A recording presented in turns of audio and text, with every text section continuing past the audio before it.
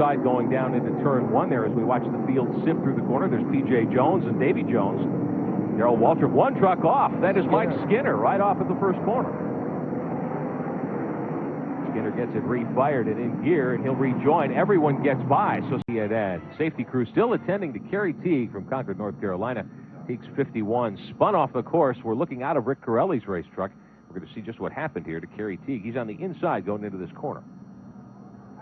And right off, and right across the corner, spinning into the outside, into the grass. You know, Rick, I believe he knew he had a problem. You saw him motioning for that truck to go on the other side of him. He had just spun out a lap or two ago. Maybe he had flat spotted the tires, but he really took a hard lick there, as you can see. We didn't see that happen the first time around, so now I understand why he was slow to unbuckle and get out of the truck, because he did hit backwards. Hard upside down as he went last week in Talladega, but he was in good spirits by Sunday night. P.J. Jones off the race course. We were looking for great things from P.J. Jones today, former IMSA GTP champion, and he's plowed up some dirt there too.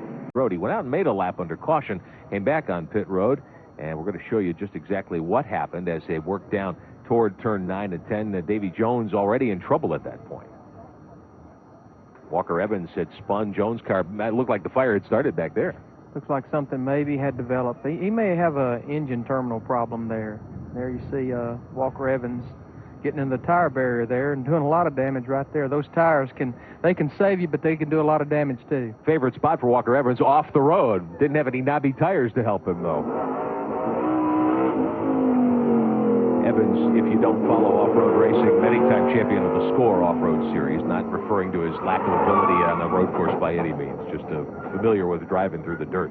Davy Jones there twirling and stopping. And Butler's got something hanging on the back panel. He went off course a moment ago. We're going to show you his spin as he comes up behind Tommy Archer and Portengay. Here's Butler, one truck. That looks like the Butch Miller truck. They got together going into the corner there. Yeah, Butch got into him a little bit, or Toby come down on him. Butler had a good run going up in ninth with that truck that's off seriously at power. And a spin for, is that Scott Legacy once again? It looks like Legacy. It is. Spot in the Mac Tools 84. Legacy back on course. So we understand there was a little contact here perhaps involving P.J. Jones as well.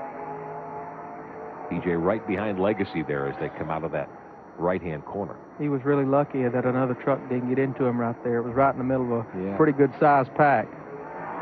Legacy got it pointed in the right direction. Reed-fired. Portengay went up on the curbing to get away from him there, and everybody able to continue.